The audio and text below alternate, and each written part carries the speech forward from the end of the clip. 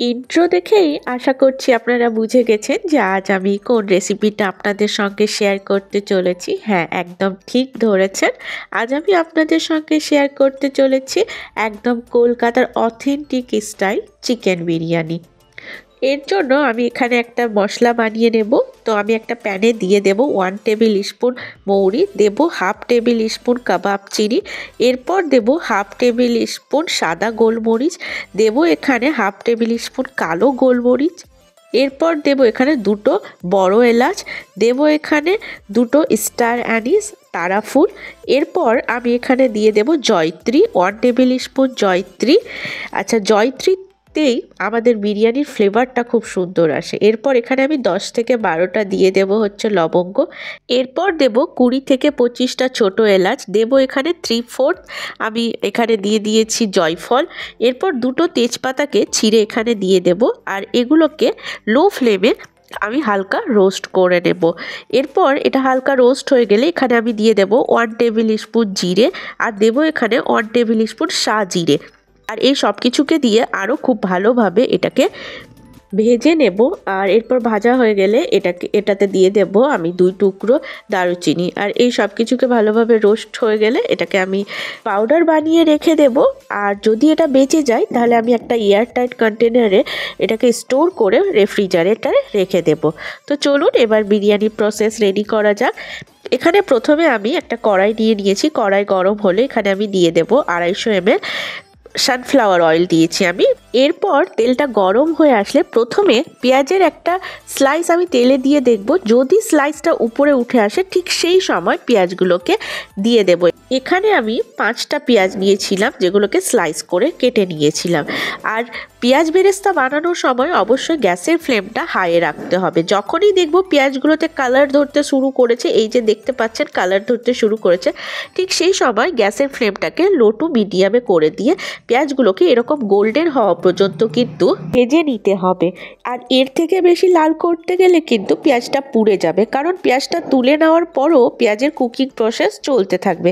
এরপর আমি একটা টিস্যুতে এভাবে পেঁয়াজগুলোকে আমি নিয়েছি আর এটাকে সাইডে রেখে দেব। এরপর আমি এখানে 10 থেকে 12টা আলু নিয়ে নেব, আর আলুগুলোকে এভাবে চাকুর সাহায্যে আমি কিন্তু ফুটো করে দিচ্ছি। ঠিক আছে, বড় সাইজের যদি একটা গোটা আলু নেন তাহলে এভাবে ফুটো করে দেবেন, যদি অর্ধেক নেন তাহলে ফুটো করার দরকার নেই। এরপর আমি এখানে দিয়ে দেব কিছুটা পেঁয়াজ বেরেস্তা, এরপর আমি এখানে দেব 1 টিস্পুন লঙ্কার গুঁড়ো, এরপর এখানে দেব 1 টিস্পুন বিরিয়ানির মশলা, দেব এখানে 1 টেবিল স্পুন আদা রসুন বাটা, এরপর এখানে আমি দেব লবণটা অবশ্যই স্বাদ বুঝে দেবেন।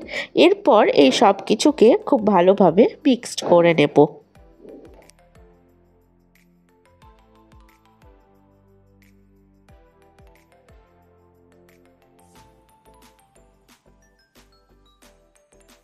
এরপর মিক্সড করা হয়ে গেলে এখানে আমি দিয়ে দেব প্রায় 250 ml এর মতো জল, আর জল দিয়েও এটাকে খুব ভালোভাবে মিক্সড করে নেব।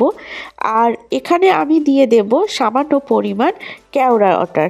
তাহলে আমি এখানে একটু কেওড়ার জল দিয়ে দিচ্ছি, আর কেওড়ার জল দেওয়ার পরে আমি এটাকে সেদ্ধ করতে বসিয়ে দেব।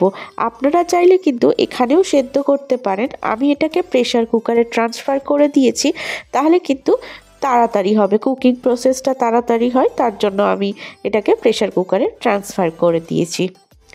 এরপর আমি 2টো সিটি দিয়ে দেব, আর 2টো সিটি দেওয়ার পরে এই যে দেখুন আলুগুলো একদম সিদ্ধ হয়ে গেছে, খুব পারফেক্ট সিদ্ধ হয়েছে, এই যে দেখতেই পাচ্ছেন কত সুন্দর সিদ্ধ হয়ে গেছে।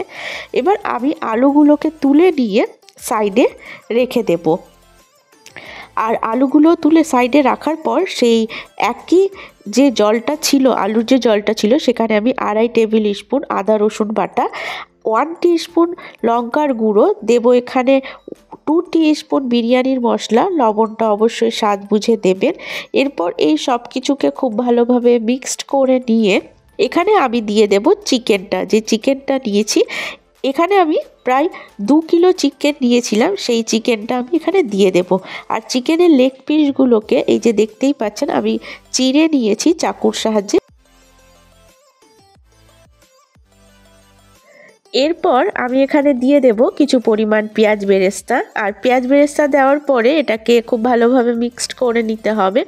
আর এটাকে আমি প্রায় 20 থেকে 25 মিনিটের জন্য কুক করে নেব। 20 থেকে 25 মিনিটে এটা খুব ভালোভাবে কুক হয়ে যাবে, চিকেনটা খুব সুন্দরভাবে সেদ্ধ হয়ে যাবে।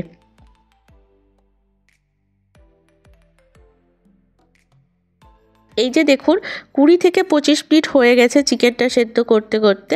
তো আমি চিকেনগুলোকে এখান থেকে আলাদা করে নেব আর একনিটা আলাদা করে নেব। এরপর যখনই একনিটা আলাদা হয়ে যাবে এই একনিটাকে আমি ছেঁকে নেব আর শুধু জলটাই রাখবো আর মশলাটা ডিসকার্ড করে দেব। এরপর একটা কড়াইয়ে তেল গরম করে নিয়েছি আর সেই তেলে দিয়ে দেব চিকেনগুলো যে তুলে রেখেছিলাম সেই চিকেনগুলো। এবার সেই তেলে চিকেনগুলোকে ভেজে নিতে হবে।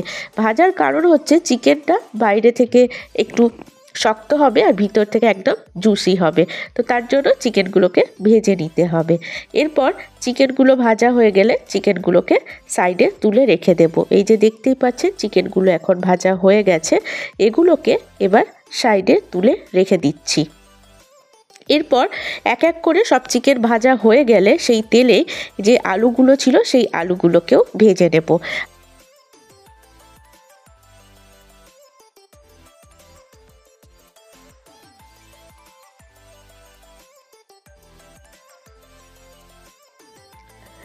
এই যে এখানে দেখতেই পাচ্ছেন আলুগুলো খুব সুন্দরভাবে ভাজা হয়ে গেছে। তো আমি আলুগুলোকে তুলে সাইডে রেখে দেব আর বাকি যে আলুগুলো আছে সেগুলোকেও ঠিক একই রকমভাবে ভেজে নেব। এরপর চলুন ভাতটা বানিয়ে নিই। এই জন্য এখানে আমি 1.5 কিলো বাসমতি চাল নিয়ে নিয়েছি আর সেটাকে 1 ঘন্টা ধরে ভিজিয়ে রেখেছিলাম। এরপর চাল থেকে জলটাকে আমি আলাদা করে শুধু চালটাকে রেখে দেব। এরপর এখানে আমি একটা বড় পাত্র নিয়ে নিয়েছি, এখানে আমি কিছুটা গরম মশলা দিয়ে দিয়েছি, এলাচ, লবঙ্গ, দারচিনি। জলটা একটু ফুটে আসলে এখানে আমি লবণ দিয়ে দেব, 4 থেকে 5 টেবিল স্পুন লবণ দেব। লবণটা যদি বেশিও হয়ে যায় তাহলেও কিন্তু কোনো ব্যাপার না, কারণ চালের যতটা লবণ নেওয়ার চাল ঠিক ততটাই লবণ নেবে, বেশি লবণ কিন্তু নেবে না। তাই জলে যদি লবণটা বেশিও হয় তাতে চিন্তার কোনো কারণ নেই। এরপর আমি এখানে দিয়ে দেব কিছু পরিমাণ তেল। তেলটা দেওয়ার কারণ হচ্ছে চালটা যেন ঝরঝরে হয়। আর এরপর জলটা ফুটে আসলে একদম খুব ভালোভাবে জলটাকে ফুটতে হবে। জলটা ফুটে আসলে এখানে আমি চালটা দিয়ে দেব। আর অবশ্যই মনে রাখবেন যে এই সময় গ্যাসের ফ্লেম কিন্তু কোনো মতে লোয়ে করা যাবে না, হাই ফ্লেমে ভাতটাকে রান্না করে নিতে হবে। ভাতটাকে ঠিক 80% কিন্তু কুক করে নিতে হবে। খেয়াল করে দেখবেন চালটা ফুটে আসার ঠিক 3 থেকে 4 মিনিট আপনাকে ভাতটা কুক করে নিতে হবে, প্রায় 3 মিনিট, 4 মিনিটও না, প্রায় 3 মিনিট। এরপর 80% কুক হয়ে গেলে কিন্তু এবার এটাকে আমি ডিসকার্ড করে নেব, জল থেকে আমি আলাদা পাত্রে ছেঁকে রেখে দিচ্ছি। আর ভাতটাকে ছেঁকে জলটা ভালোভাবে কিন্তু ছেঁকে নেবেন, ভাতে কিন্তু কোনো রকম যেন জল না থাকে। এরপর ভাতটাকে ছেঁকে নেওয়ার পরে এখানে আমি যে একনিটা ছিল সে একটা পাত্রে, যেটা পাত্রে দমে দেব সেই পাত্রে একনিটা ঢেলে দিয়েছি এখানে 150 গ্রাম টক দই, দিয়েছি কিছু পরিমাণ পেঁয়াজ বেরেস্তা, কিছুটা আরও রেখে দিয়েছি। এরপর আমি এখানে দিয়ে দেব যে চিকেনটা ছিল সেটা, আলুগুলো দিয়ে দেব আর এটাকে খুব ভালোভাবে অ্যারেঞ্জ করে দেব, চারিদিকে এটাকে দিয়ে দিতে হবে। এরপর এখানে আমি দিয়ে দেব সামান্য পরিমাণ কেওড়া ওয়াটার। এরপর দেব সামান্য পরিমাণ গোলাপ জল। আর এই সব কিছু দেওয়া হয়ে গেলে এখানে আমি দেব 1.5 টিস্পুন বিরিয়ানির মশলা। আর বিরিয়ানির মশলা দেওয়া হয়ে গেলে এবার যে ভাতটা আমরা ছেঁকে রেখেছিলাম সেই ভাতটা এখানে দিয়ে দেব, ছাঁকনির সাহায্যে চারিদিকে ছড়িয়ে দিচ্ছি। হাতের সাহায্যে একদমই করবেন না, ভাতটা কিন্তু খুব গরম আছে এই মুহূর্তে। চাকনির সাহায্যে ভালো করে চারিদিকে ছড়িয়ে দেওয়ার পরে এখানে আমি দিয়ে দেব পেঁয়াজ বেরেস্তা। পেঁয়াজ বেরেস্তা চারিদিকে ছড়িয়ে দিয়ে এরপর আমি একটা পাত্রে গরম দুধ দিয়ে নিয়েছিলাম। সেই গরম দুধে অল্প গোলাপ জল, অল্প কেওড়ার জল, মিঠা আতর আর একটু ফুড কালার মিক্সড করে আমি এটাকে চারিদিকে ছড়িয়ে দিচ্ছি। এরপর ছড়িয়ে দেওয়ার পর এটাকে একটা কাপড় দিয়ে ঢাকনা দিয়ে এটাকে ঢেকে দেব। আর এটাকে আমি দমে বসিয়ে দেবো একটা তাওয়ার ওপর। প্রথমে 5 মিনিট হাই ফ্লেমে দমে রাখবো, তারপরে 15 মিনিট লো ফ্লেমে দমে দেব। এরপর দম বন্ধ করে প্রায় 20 মিনিটের জন্য ঢাকনাটা না তুলে এটাকে রেখে দেব, দমটাকে সেট হতে দেব। 20 মিনিট পরে ঢাকনাটা খুলতেই পুরো রান্নাঘরে বিরিয়ানির স্মেলে একদম ভরে গেছে। আর এরকম মজাদার একদম ফ্লেভারফুল বিরিয়ানি আপনি খুব সহজেই বাড়িতেই বানিয়ে নিতে পারবেন। আপনার হোটেল বা রেস্টুরেন্ট যাওয়ার একদমই দরকার নেই। আপনি যদি বাড়িতে এরকম হোটেল রেস্টুরেন্টের মতো বিরিয়ানি বানাতে পারেন তাহলে বাইরে যাওয়ার আর কী বা দরকার। তো এভাবেই আমার রেসিপি ট্রাই করে বিরিয়ানি বাড়িতে একবার অবশ্যই ট্রাই করুন। আর দেখবেন এই বিরিয়ানি ট্রাই করলে আলুটা একদম নরম তুলতুলে হবে, আর চিকেনটা হবে জুসি, ভাতটা হবে মশলাদার, ভরপুর বিরিয়ানির স্বাদে ভর্তি। তো অবশ্যই এইভাবে আমার রেসিপিটা ট্রাই করুন। আশা করছি আমার ভিডিও আপনাদের ভালো লেগেছে। ভিডিওটা ভালো লাগলে ভিডিওটায় লাইক করে দেবেন, চ্যানেলটায় সাবস্ক্রাইব করে দেবেন। আর আপনাদের সঙ্গে দেখা হবে পরের ভিডিওতে। Till then, tata.